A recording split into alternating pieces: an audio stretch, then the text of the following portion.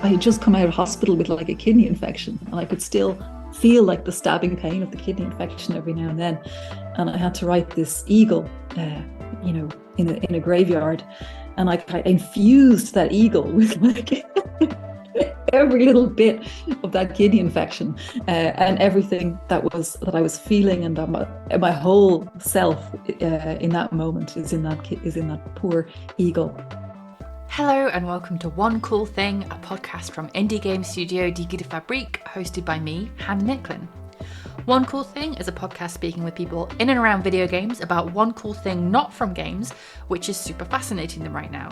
I'll introduce them and their practice, talk about the one cool thing they've brought to the conversation, and consider how it's shaping about how they think about their work. A chance to hear more about the practices of cool folks working in games, and hopefully somewhere where we can all reflect about how we think about how we make things. So, without further ado, let me introduce our next guest.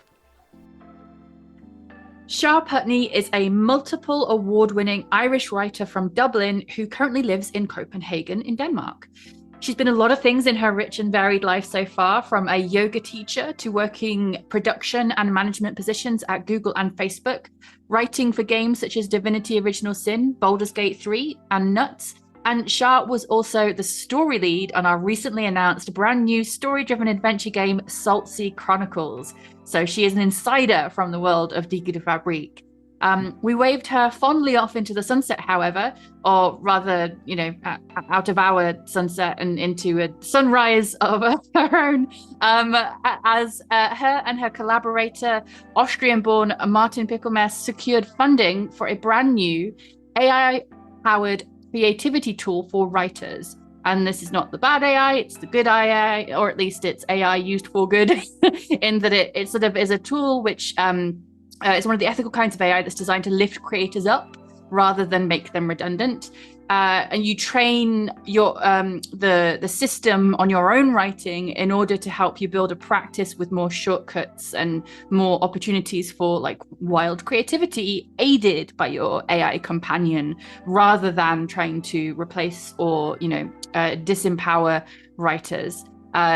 Sure, I have gotten myself a little bit stuck on Leica there now, because it's kind of tough to talk about AI at the moment. So I think I'm going to invite you to jump in and ask if you want to expand on any of that specifically, or any of that sort of introduction in general. Yeah, sure. So, hi, Hannah. It's lovely to be here. Thank you for that lovely intro. I suppose, yeah, the thing to say about Leica is really that it's like, what Martin likes to call it is creativity pinball. The idea that Leica could replace any writer whatsoever is just hilarious, as anyone who would ever try it for 5 seconds would find out. We use it as a kind of place for inspiration and deep diving into the collective unconscious to like find little gems and pearls to enhance our writing and to just make us keep feeling inspired and get rid of that feeling of the blank page. So that's kind of what it is. And you can try, anyone who wants can try it out now. We have a free version. writewithleica.com, and that's Leica, like the space dog.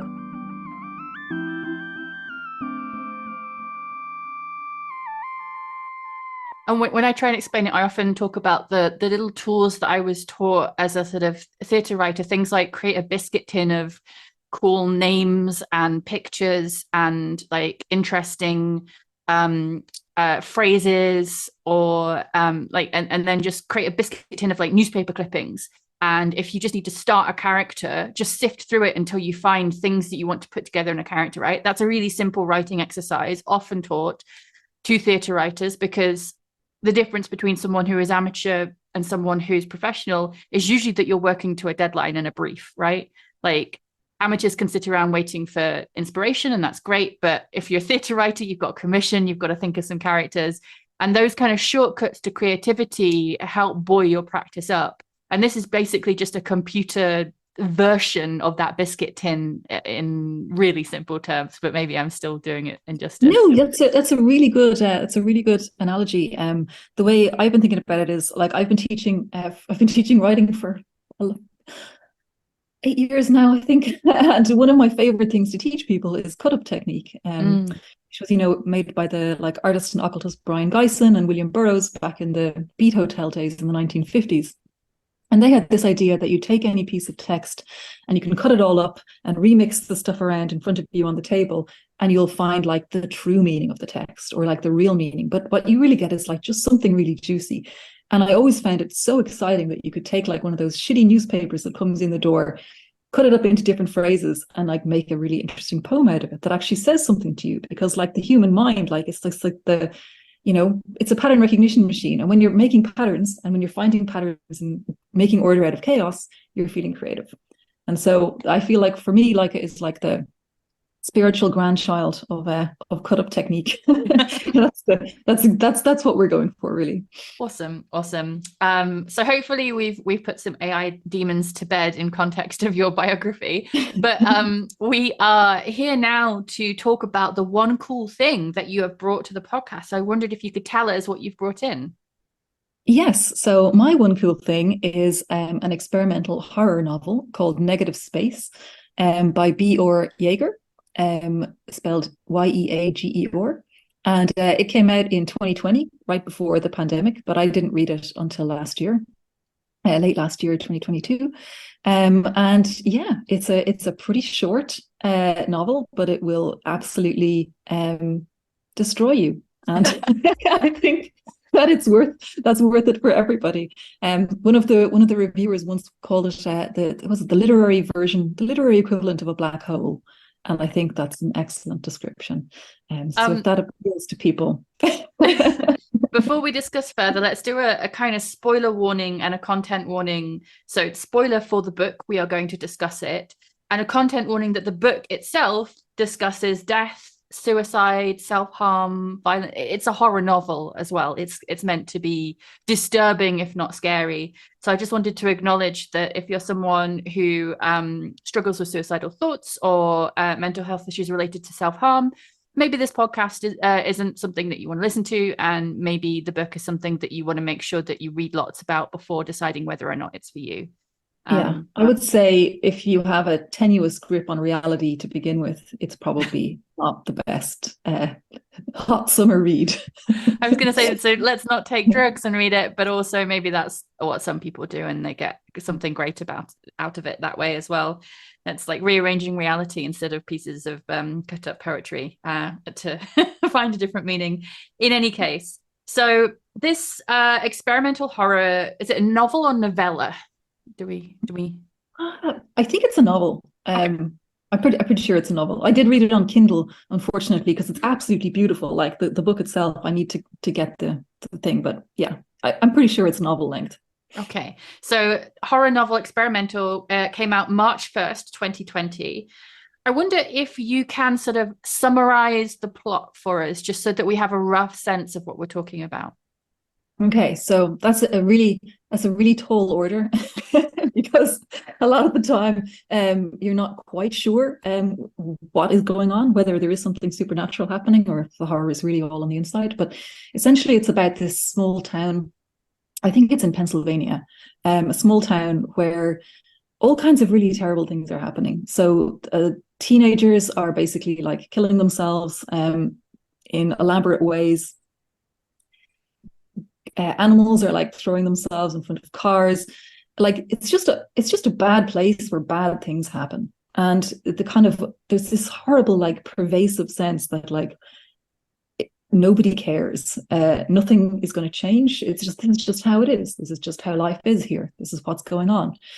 There's these four friends, or they're not really friends. One of them is called Tyler, and he's kind of an occult sort of magician type character who's very, very creepy and unpleasant. And then there's these three other characters. So I think it's Jill, who's a nice girl who's just like trying her best in this awful world.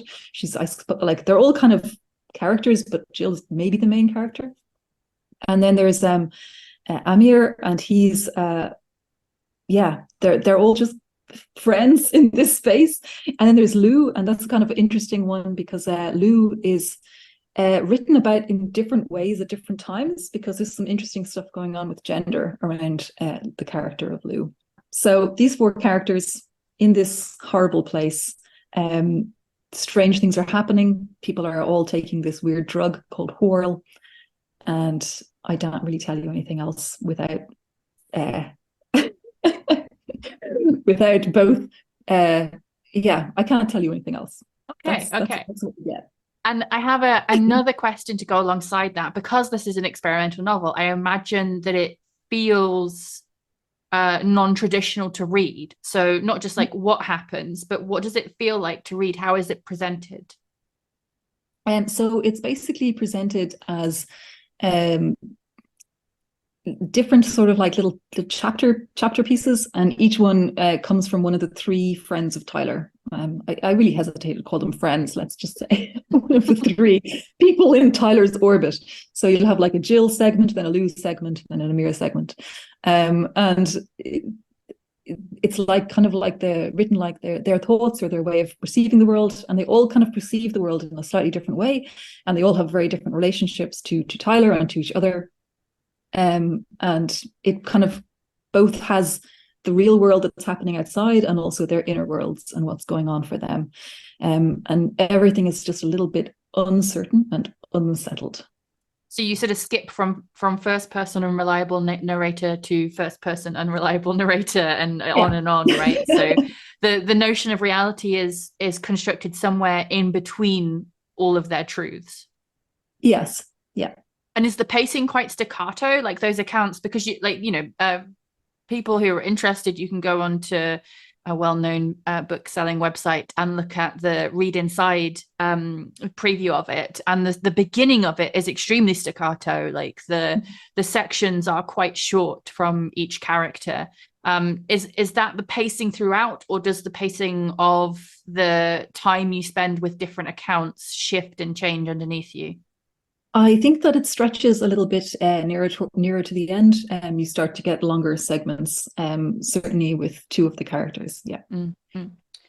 Yeah. Great. So I was looking through some of the reactions online to this. One of the reviews I read posited it as a kind of coming of age horror. Mm-hmm. And quote, almost a kinetic understanding of what it feels like to grow up and live important years of your life in a fucked up place. Negative space in itself is an allegory for self-destructions as a way to emancipate yourself. I wonder if that was a useful jumping off point. Like, is that what you're getting from it? Like it, because, this is being set in America, written in America. America's a very strange, fucked up place to be young. Mm-hmm. Like if you've got like active shooter drills happening at the same time as massive wildfires, at the same time as massive floods and environmental decay and all of those things, it feels like in that context, not only do you have the normal problems of youth, which are is that strange slippery thing that we're always losing, right? And losing it feels like losing relevance, but gaining power, because as you get older, you have more power. But the relevance and the aliveness of youth is something that it's a tough thing to trade for that. But then on top of that, you have the contemporary USA. Like the world is big, the future is a vacuum. What does it mean to exist in that?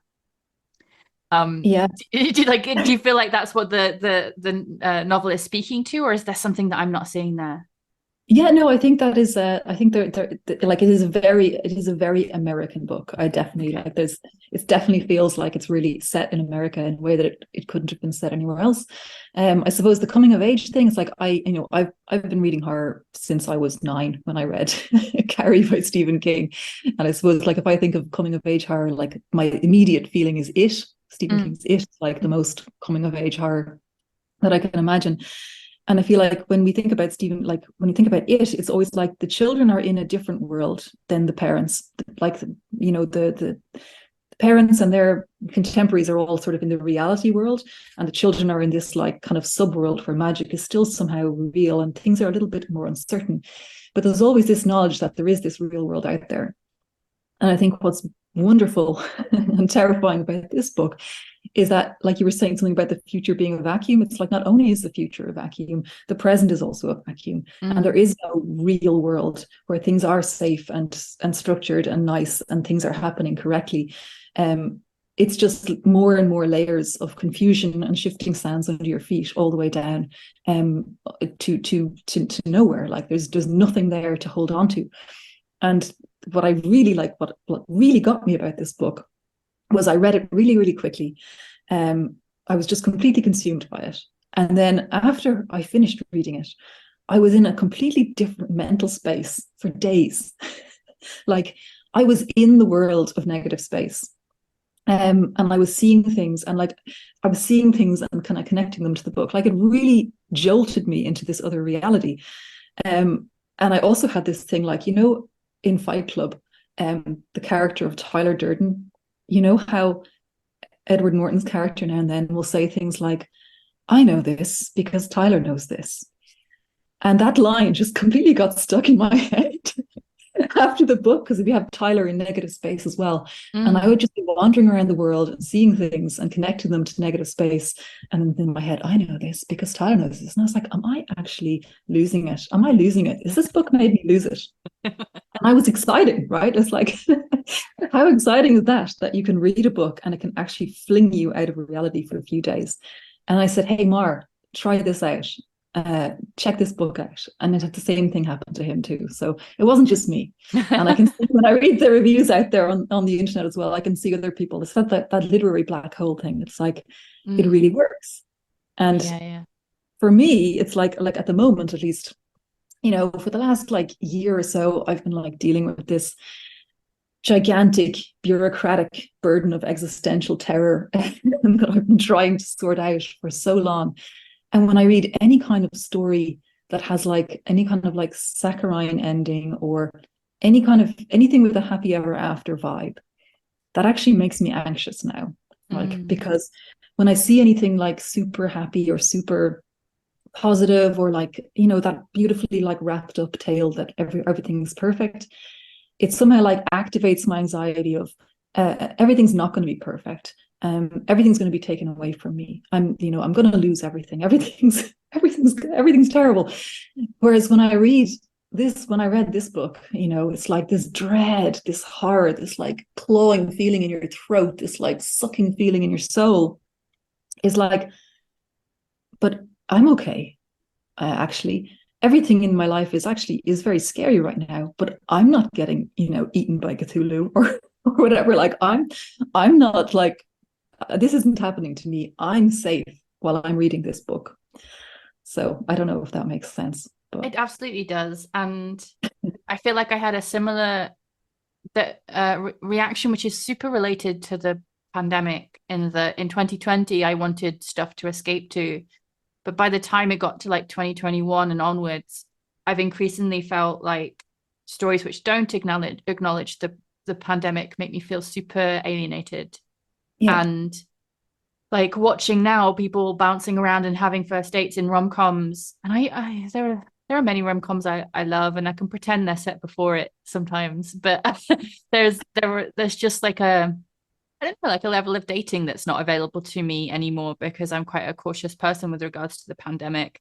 And watching it feels like a kind of a grief, like when I watch that stuff. And it's probably something to do with one of the reasons I love Station 11 and The Bear so much, right? Because they are extremely fucked up worlds. They're not fucked up in a pandemic way in terms of The Bear. In Station 11, it very much is. And as a work of adaptation in the context of the rest of the world actually having gone through a global pandemic, I think it's really interesting because it's actually, I think, in many ways more hopeful than the book, but it needed to be for our world because we were suddenly in that space. And I think that's balanced really interestingly.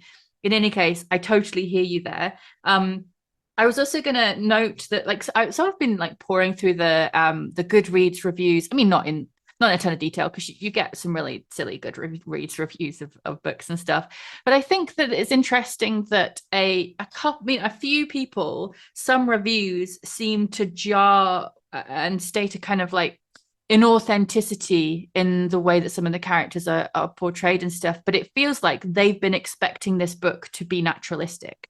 And it seems to me that it's not. It's somewhere between like magic realism and horror, and it's expressionistic, or maybe there's a better term for it there. But do you think that there's a a state of mind or openness that you need to go into this book with, or do you think that it just grabbed you nevertheless? Yeah, I don't really know actually. I don't really know on that particular point because I've read so much horror and I've also read so much experimental fiction that I feel like maybe I am just primed. Like when I was reading some of the reviews and I could see people saying like, it just doesn't make any sense. And I was like, what? It makes perfect sense. Like, and the characters, like, what? The characters are very perfect characters. So I don't know what is wrong with those people. Oh. For me, it was like, open it up, read the first page, and then that was my life until it was over, and for a few days beyond that too. And have you returned to the book since reading it the first time? Yeah, when Mar was reading it, I was also reading it over his shoulder. And do you have any sense of like how your relationship to it has changed since that first reading? Hmm.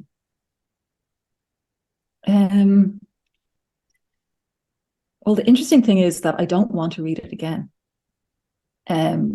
I do want to read all of his other books that he's going to come out. He has a new short story collection out called Burn You the Fuck Alive, which is just such an amazing title for a story collection, which I can't wait to read. But I don't want to read this one again because it's like a drug, right? It's like I took that drug.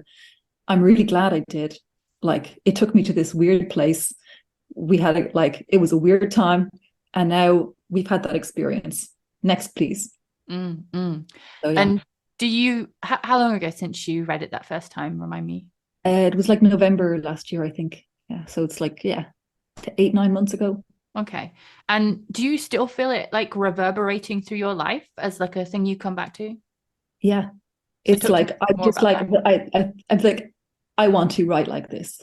You know, yeah. I want to make people feel like this, or not exactly like this, but I want to be able to make people feel so powerfully that they are like jolted out of their reality for a few days.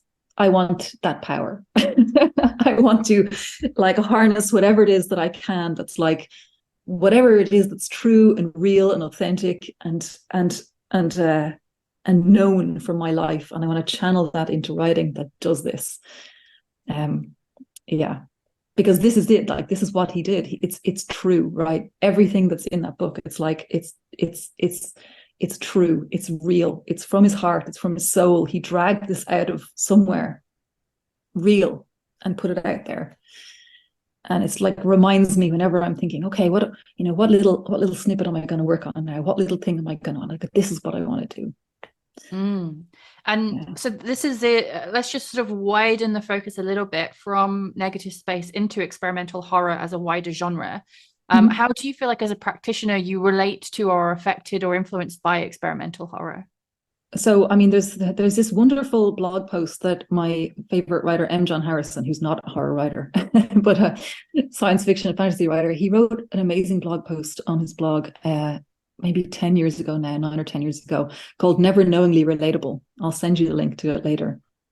And this whole thing is about like what he tries to do with his fiction, which is like never have knowingly relatable characters, like just like, bad people who do bad things and people who get lost and just like, and it was just every line you read, you're just like, yes, get away from the 3-act structure, get away from the hero's journey, get away from the neat endings and the perfect things. And that's what I feel like I have been learning from experimental horror for years now. Like Thomas Ligotti is also one of my favorite authors, and his short stories, sometimes they barely have a plot at all. Or sometimes the plot like doesn't really make a lot of sense, but it doesn't matter because you're sucked in by the words or the character or just some image that just pulls you in. And that's what it's about, because what he has is like, that's the truth that he has to express. And you like fill yourself into that little space that he's carved for you. And then you're like, yes, this is real. And I feel like somehow, and I read a lot, I really read a lot.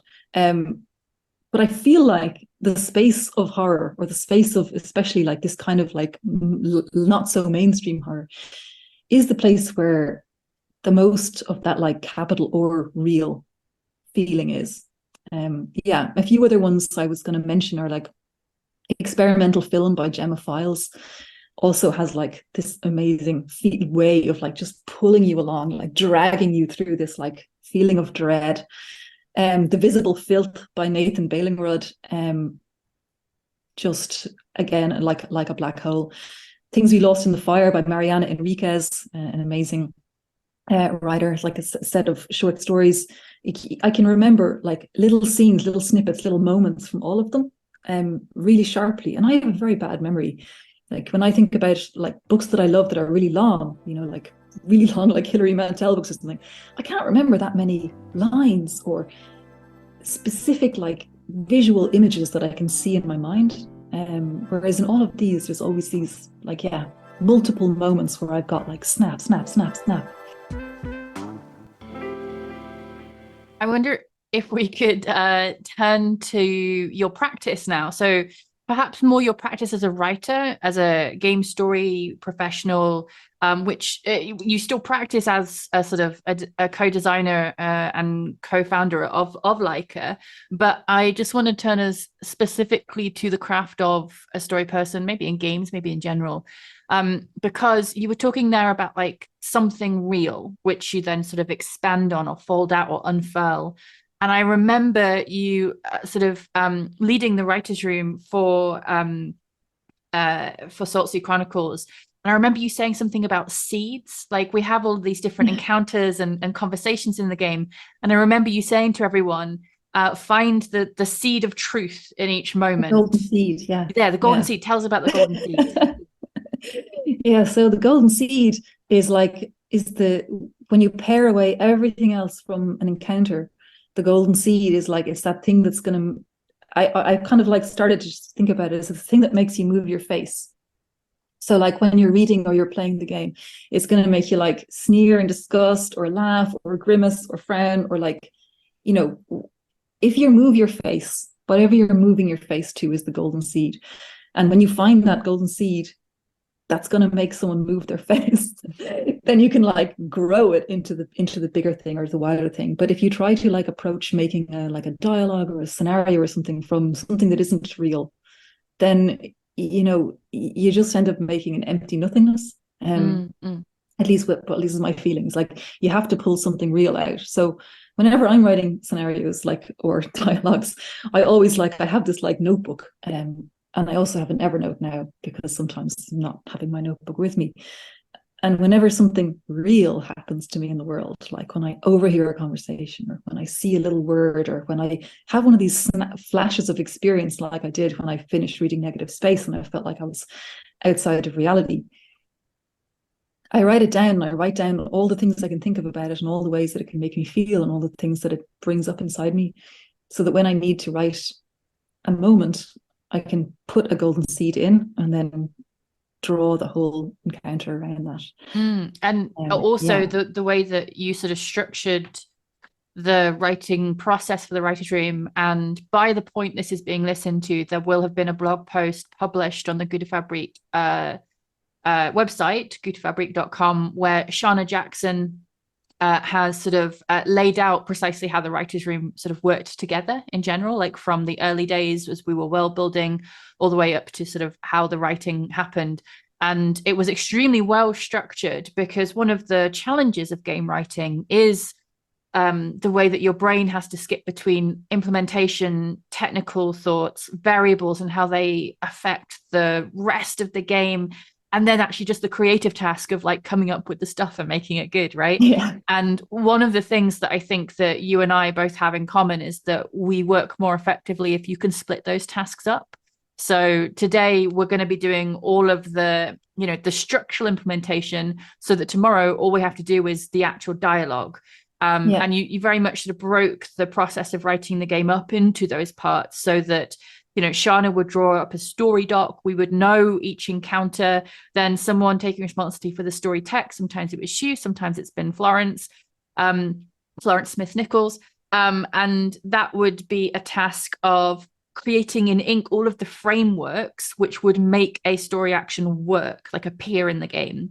And then at the top of each one of those was a little kind of, commented out note about what happens in this. It's just like, you know, the one sentence summary of this encounter, which had already been gathered through the world building process and through the drawing of the story documentation. We knew when it was, we knew what place it was in, we knew who was in it, and we knew what happened in it. So all of the soil was planted, it was there in the process. So that's when your golden seed really, really flourishes as a principle for writing, right? It's like, you know what's happening, now find the truth in it. We've laid the soil, now find the golden seed that you're going to plant in it.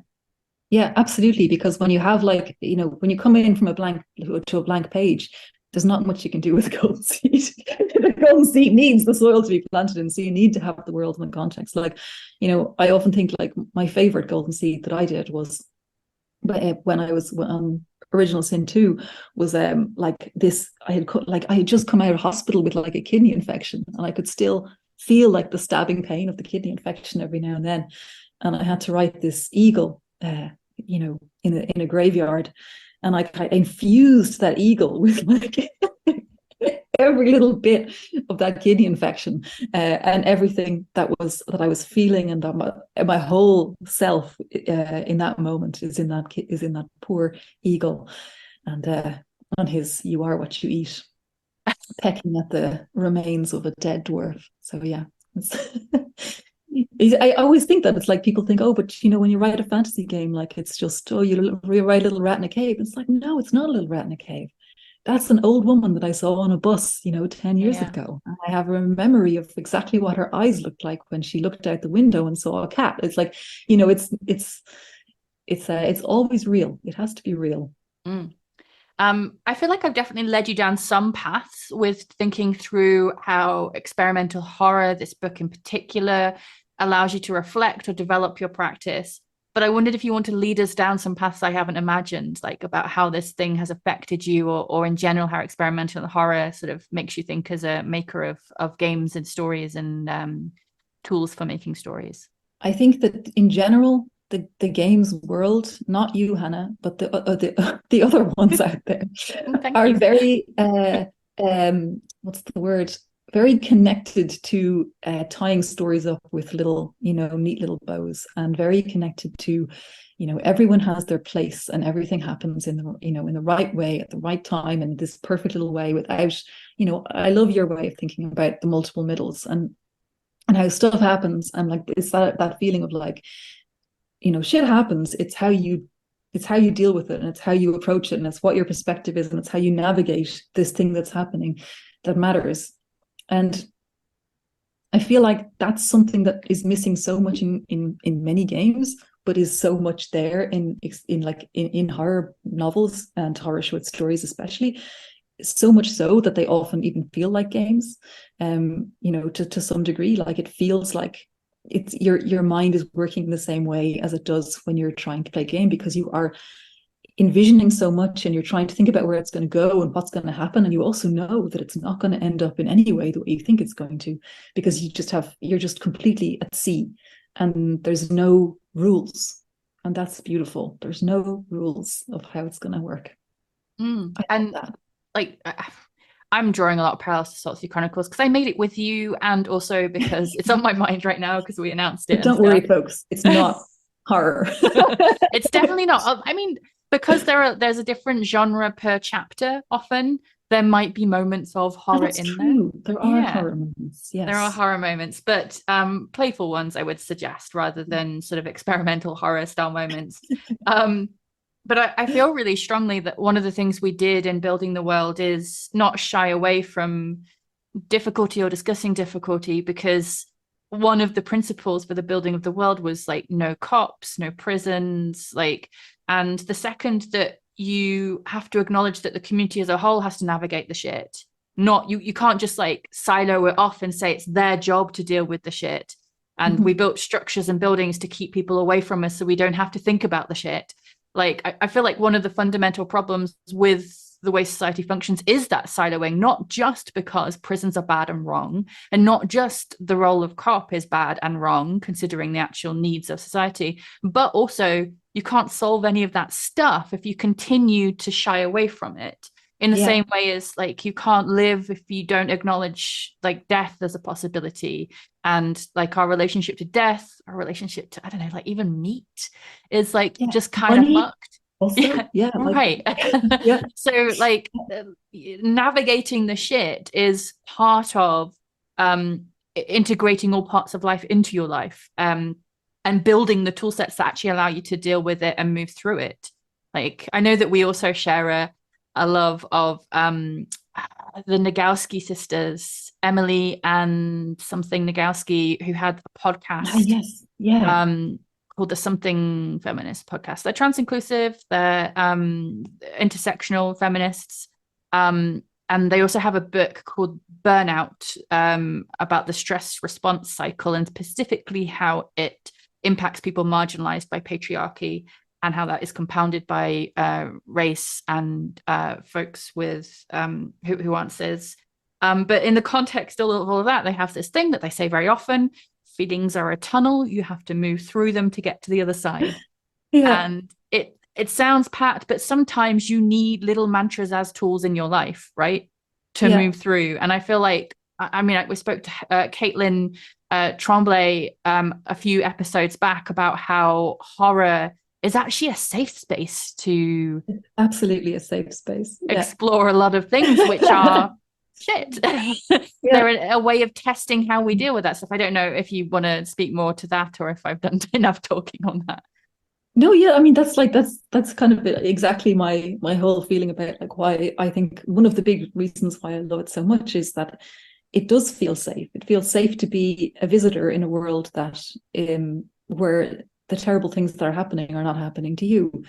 Or to the ones you love, or to anybody who actually exists at all.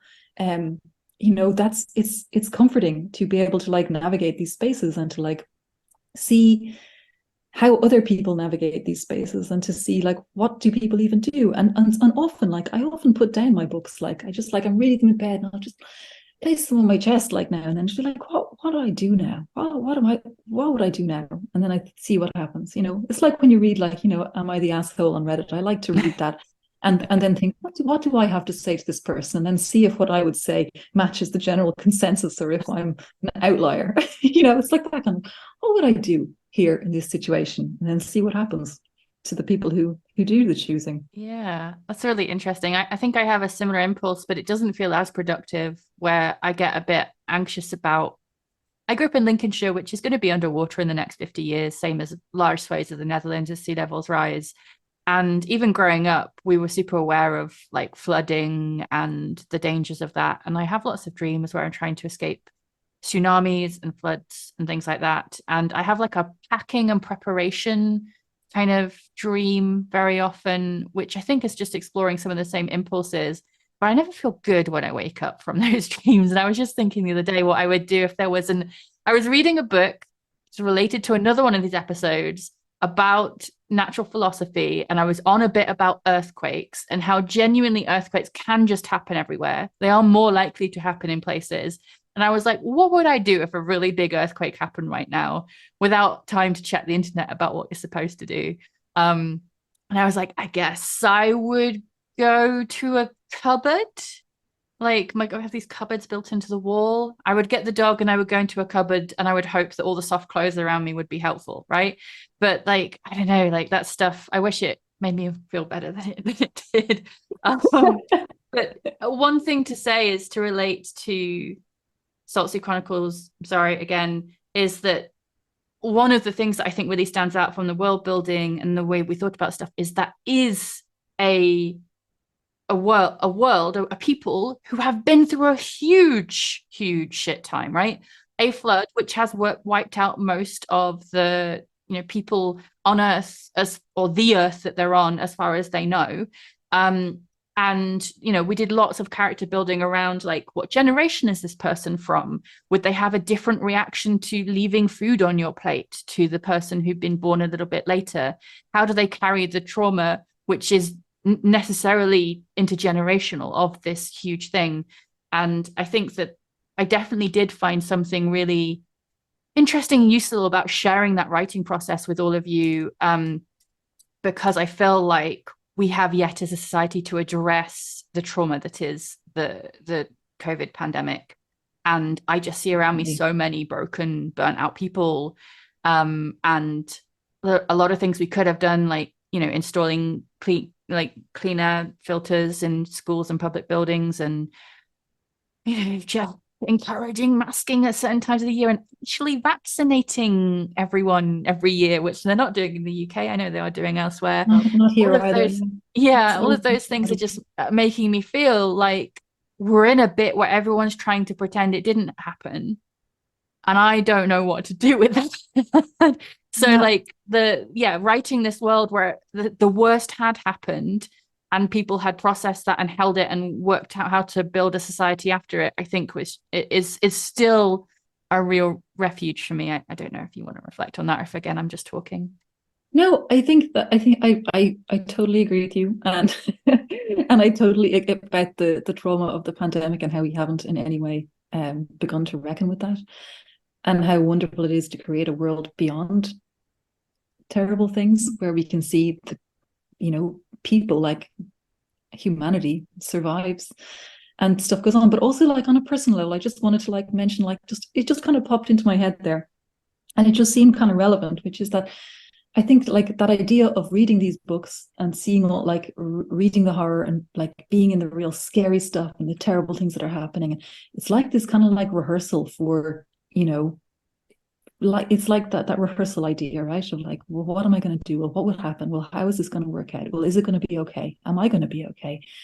And I remember, like, I was reading one where like there was a whole thing about like tooth trauma, and I have a lot of tooth trauma, and like a few weeks ago I ended up in the dentist for an emergency root canal, and the anesthetic didn't work, so I had that root canal pure and I could feel everything happen. Oh my gosh, absolute, like, it was actual torture, much like I had indeed read.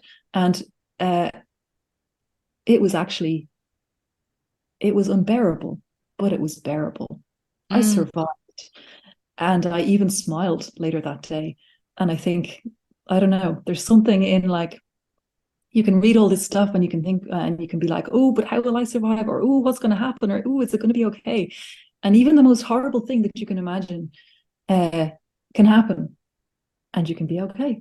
I think I find a tiny bit of that feeling in sport, maybe, especially racing. There's a moment where you're about to be dropped from a group and you can't pedal harder, but there's like a bit of your brain you can tell to just pedal harder. And there's a thing you can do, a harmony you can find between brain and body, which is just like, this hurts, but you will still be alive in 5 minutes time if you make this effort. And then the feeling you get afterwards is something related to euphoria in a strange way, I think. This an absolute survival euphoria. I'm still riding high. I really don't wish anyone to have a root canal with no pain relief. There's a final book that this conversation is now reminding me of, The Ministry for the Future by Kim Stanley Robinson, which I was chatting about wet bulb temperatures on a messaging service I've forgotten. I'm on like 5 now since Twitter turned itself into a porn logo, and trying to work out which the place to live is. But in that context, I sort of I'd mentioned something. Wet bulb temperature is essentially a temperature taken when you wet the bulb, the bottom of the thermometer. So it's a measure of both like humidity and temperature.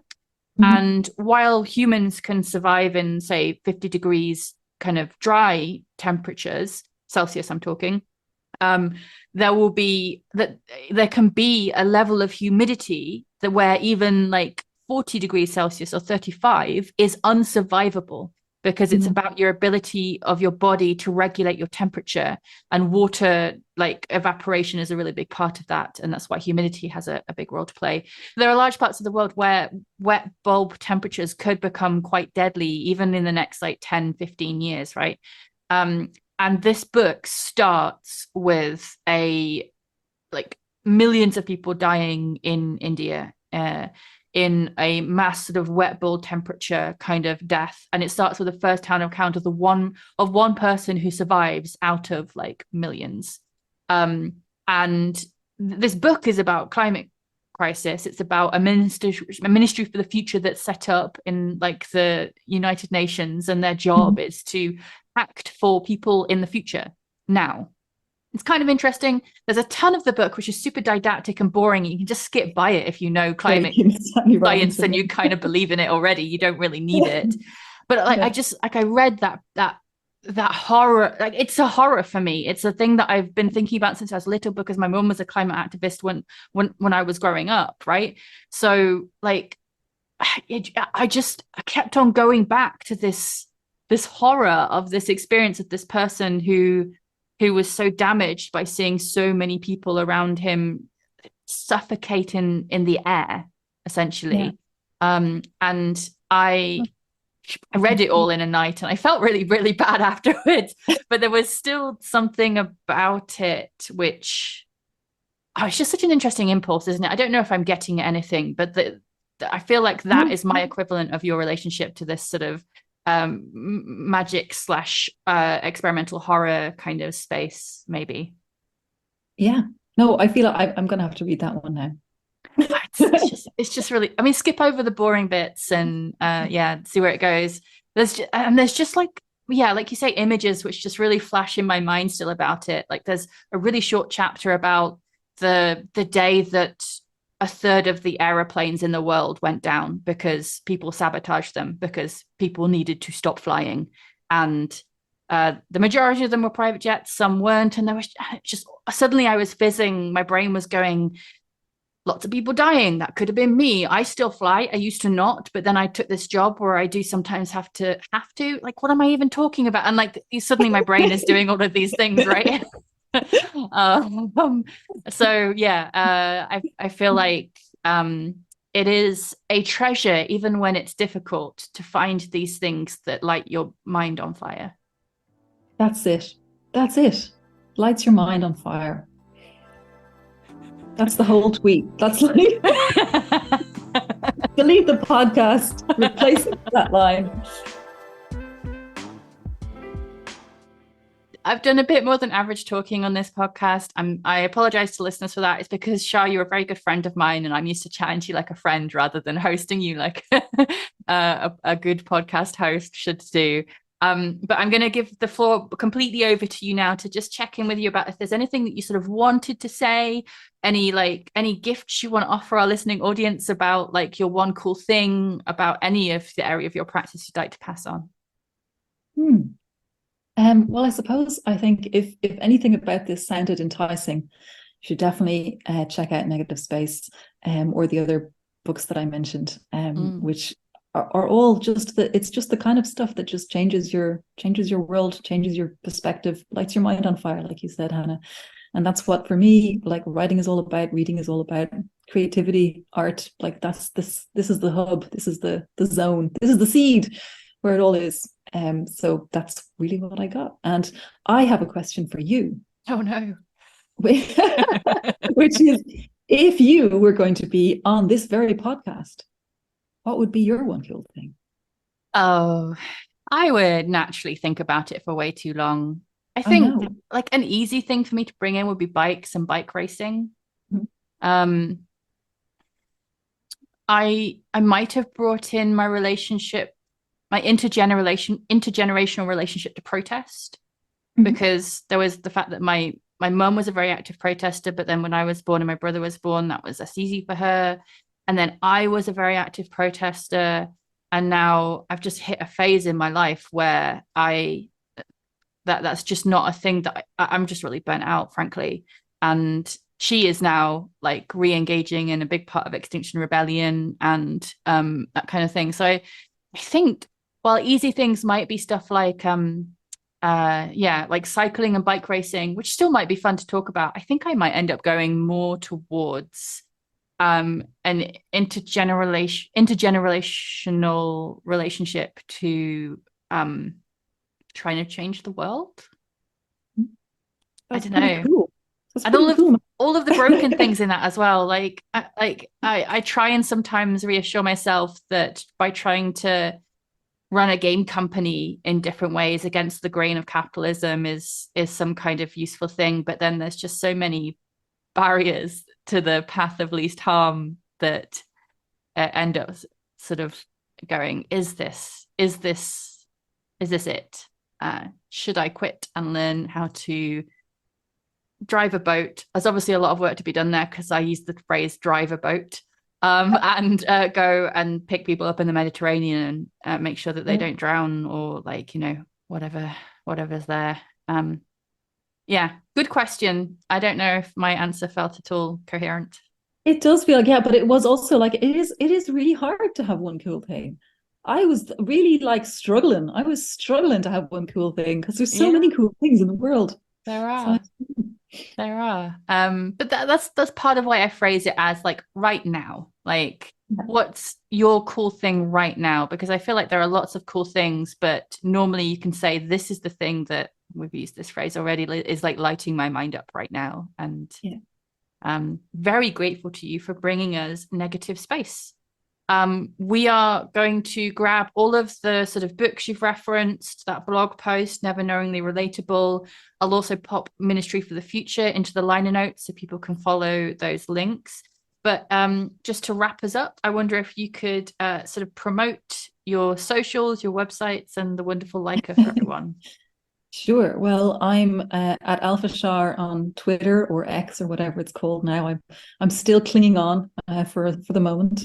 That's kind of my main place. I don't really do much. I'm also on LinkedIn, but I hate LinkedIn. And I have a website, alphashar.com, which I never update. It still says that our Guta Fabric project is unannounced. So that's like, that's how unupdated it is. Writewithleica.com is where I'm spending a lot of my time these days. And if you are at all interested in the idea of like the spiritual successor to cut up technique and scrying into the collective unconscious through the power of AI, then come on in and try it out. And be happy to chat with you about it anytime. Thank you so much, Shar, for your time and your generosity and your golden seeds and your fiery mind. And it's been a real pleasure to have you on the podcast. Thanks, Hannah.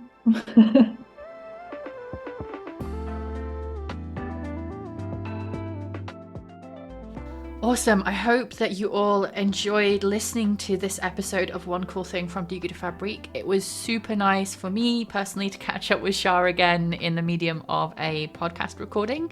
As usual, leave a rating review if you enjoyed this conversation. If this time is of value to you, that stuff makes a big difference to us. And Shar and I both worked on the wonderful Saltsea Chronicles, a brand new flooded world story-driven adventure game from Die Gute Fabrik. Shar was really instrumental in sort of setting up the structures through which the thing was made, as well as being a really valuable member of the writers' room. And by now there should be a blog post out sort of taking you through kind of in more detail how the writers' room of 10 different people work together over the making of the game over 3.5 years. So do go check that out on the Gute Fabrik website, which is just gutefabrik.com, gutefabrik.com. It should be one of the first things that you see when you land there. And please do wishlist Saltsea Chronicles on Steam right now. Go do that. That's a thing that you can do right now that both helps us and also hopefully helps you, because it's a good game and I think that you will enjoy it. I will be back soon with a new episode speaking with another cool thinker and maker in the field of video games. And in the meantime, check out Die Gute Fabrik on Instagram, Twitter, YouTube, and TikTok. All at Gute Fabrik. So yeah, you can find us in all the places.